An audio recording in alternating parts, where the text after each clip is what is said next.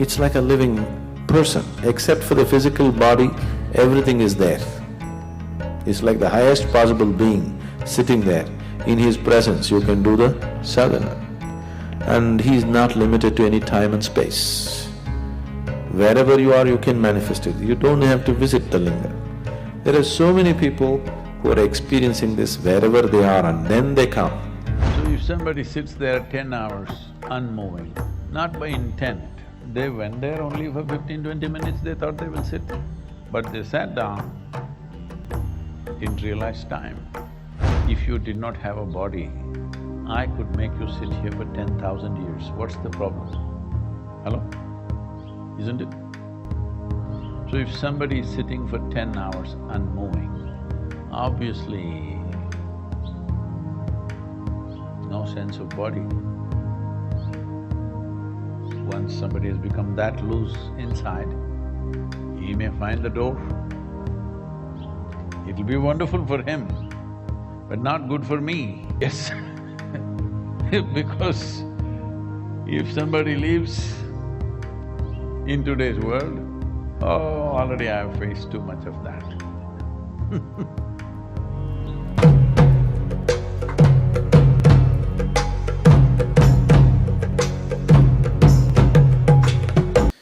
This whole science is taken to a very peak in the form of temple building. See, you must understand this, the Indian temple was never built as a place of worship or prayer. If you go to the temple, nobody told you in the tradition to pray or to send requests to God about how to fix your life or something.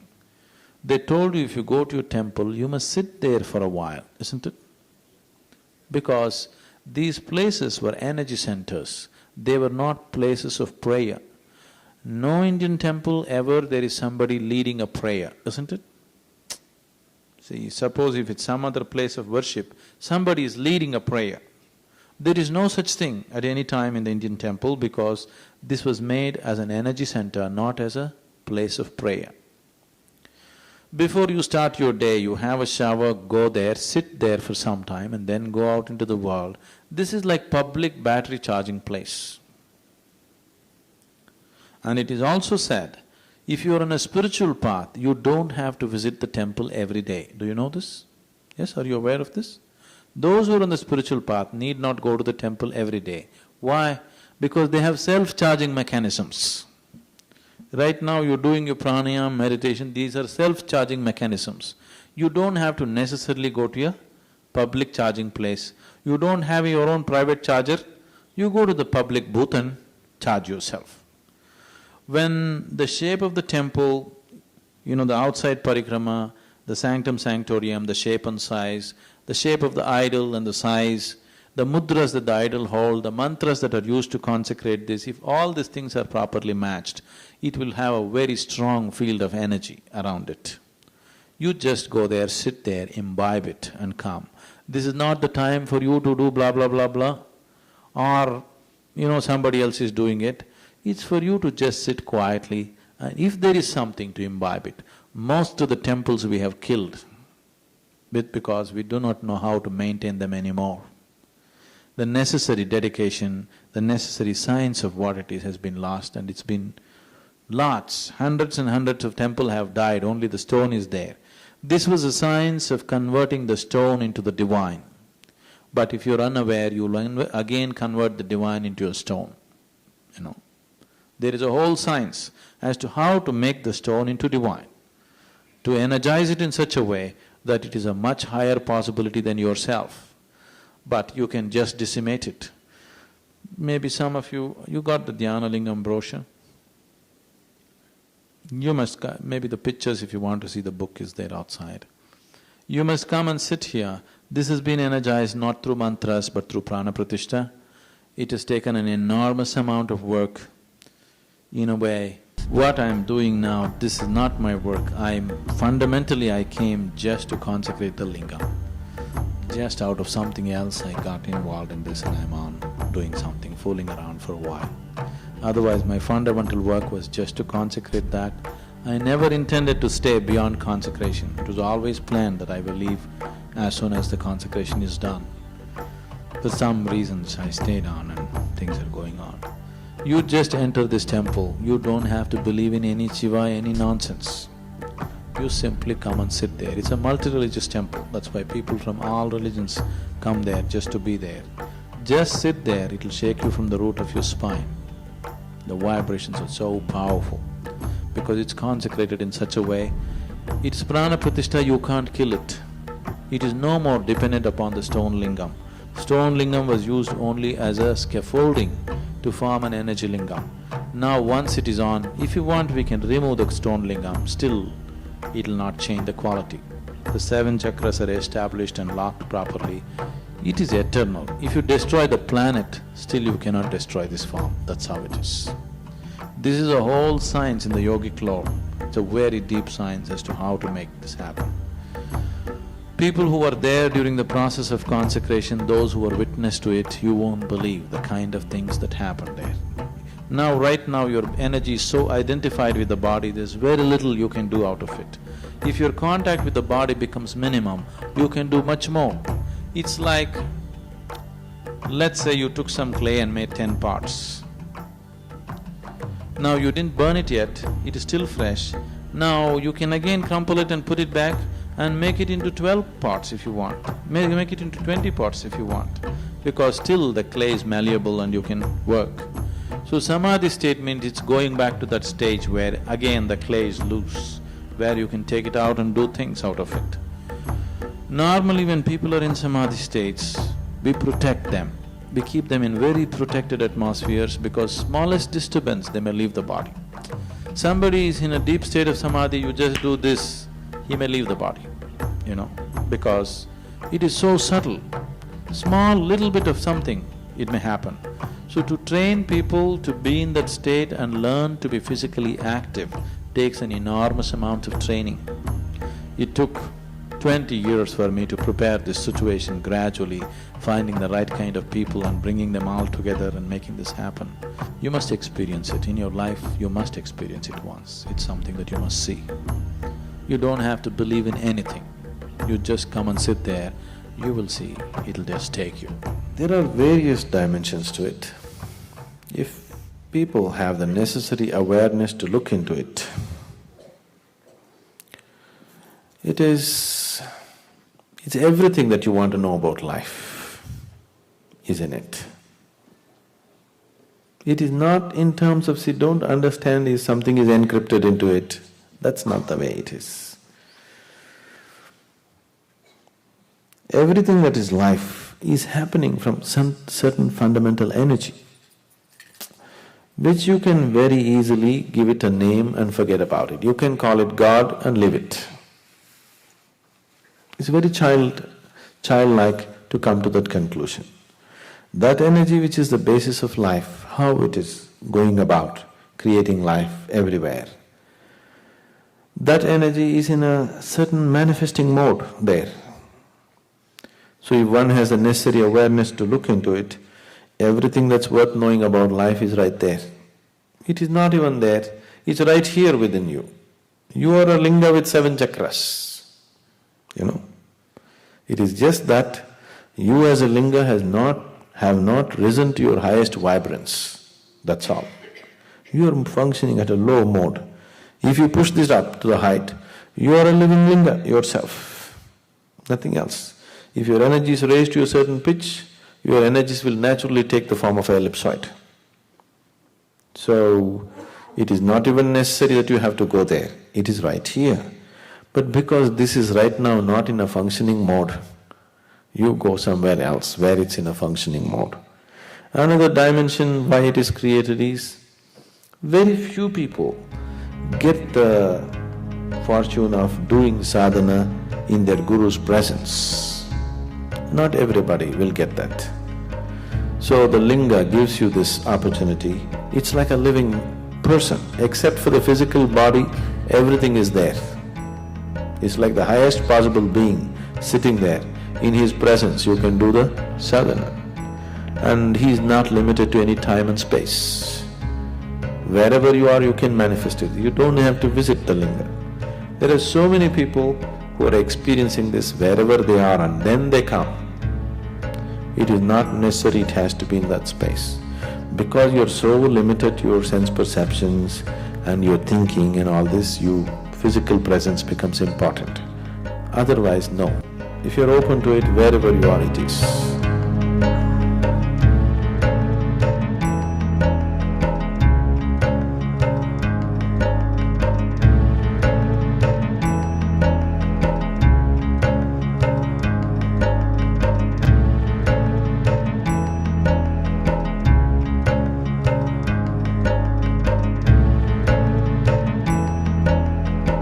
Someone sat for 10 hours in Dhyanalinga without moving, and some people got worried about it. Why would they worry? Can someone attain Mahasamadhi sitting in Dhyanalinga? Oh.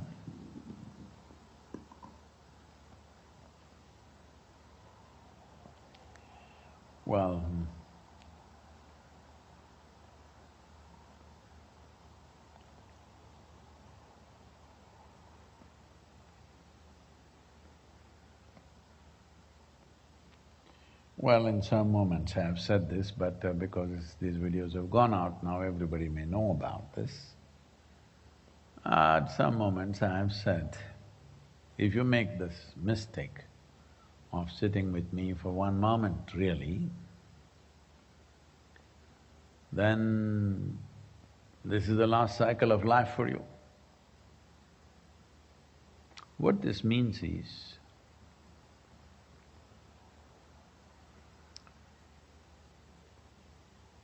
this is not just about me.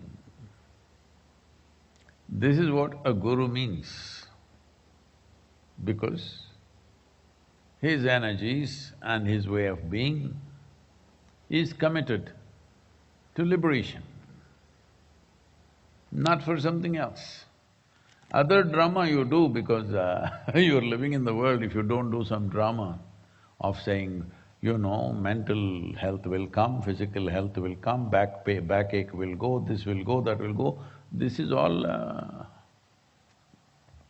important for somebody who has a backache. Backache is the most important thing. When you have a backache, if I talk about ultimate liberation, you're not going to listen to me, so we talk about that. It's like if you have a little child, to make him eat, you do all kinds of tricks. Hello? Yes or no? All kinds of tricks. You should see the Indian mothers doing tricks and tricks to make their children eat. So,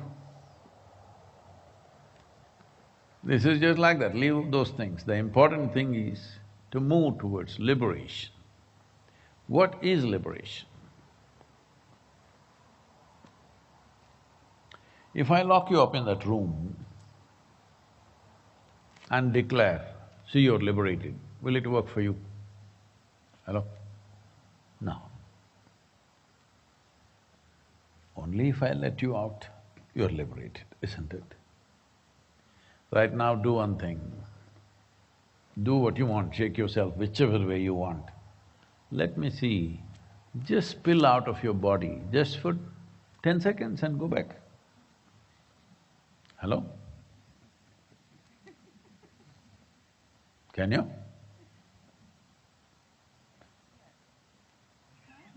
What? Are you in the suicide pandemic list? Without damaging the body, just go out and come back. See, freedom means what? I may live in that room, but when I want, I may lock it from inside.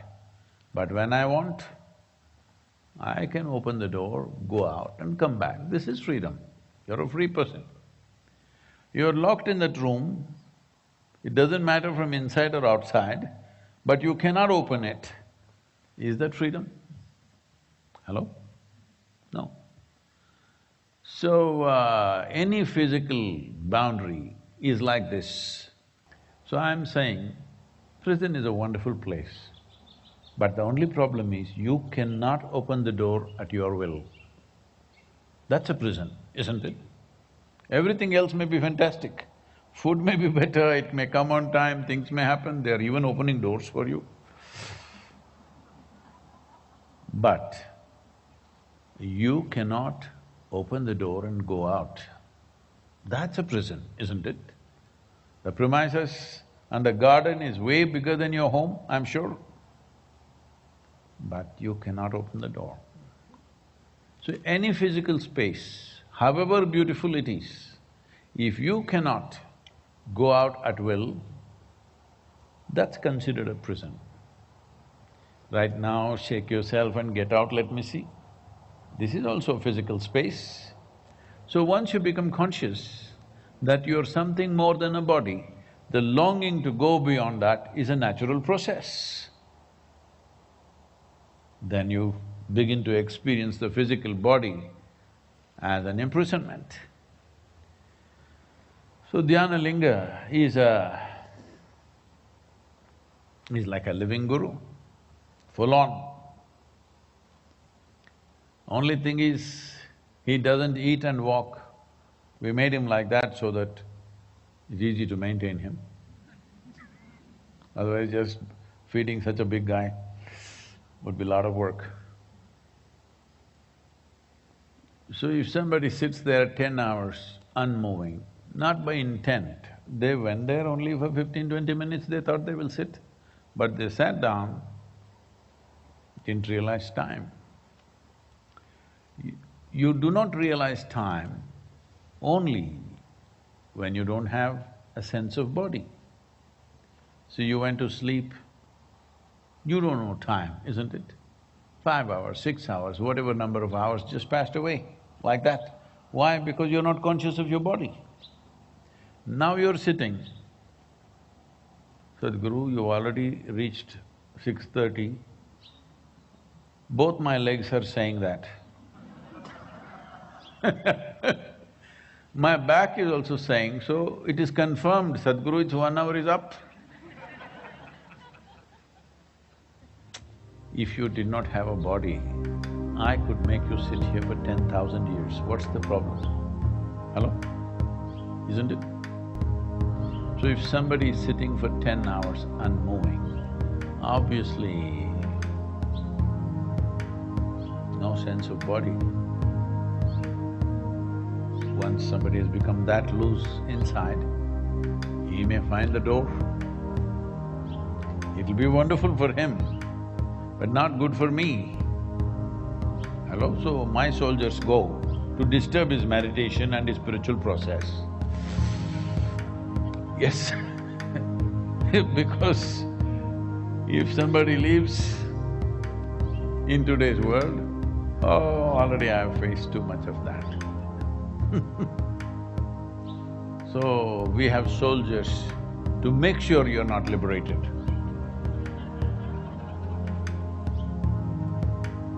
Not in our space, you go home and do it. Because we are living in a society where there is no regard or respect for profound dimensions of life. It's all about eating and living in those silly prescribed ways. So like this, everybody is going on declaring everything unnatural, so that all subtler aspects of life will disappear. So, this man who sits in the Dhyanalinga, I was not there on that day, I came to know about it, they called me wherever I was. And then I said, okay, go disturb him. What a terrible thing to do, huh? All your life you work with people because you want them to attain. But if they attain in your premises, it's too much trouble, so you go and disturb them. This is the plight of a 21st century guru. Don't choose this profession, it's